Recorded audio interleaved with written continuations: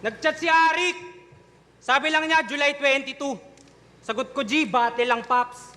Sa kasakto, kakapasa ko lang ng board exam for teachers. Mukhang ready na ako mag-handle ng class.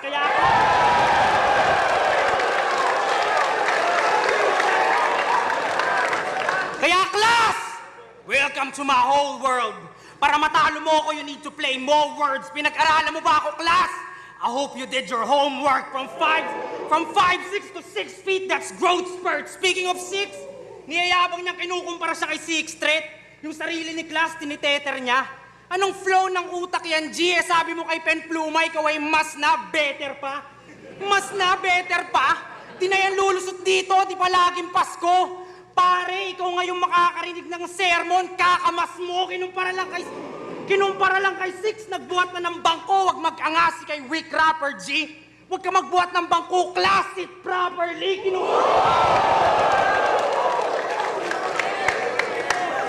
Kinukumpara kay 6 Threat, ginagaya si Invictus, nangungopya kay Surta sa flip top, may invitation siya. Itong class, kinukopya lang yung project ng iba, tas babaguhin ng konti, yun ay indication na.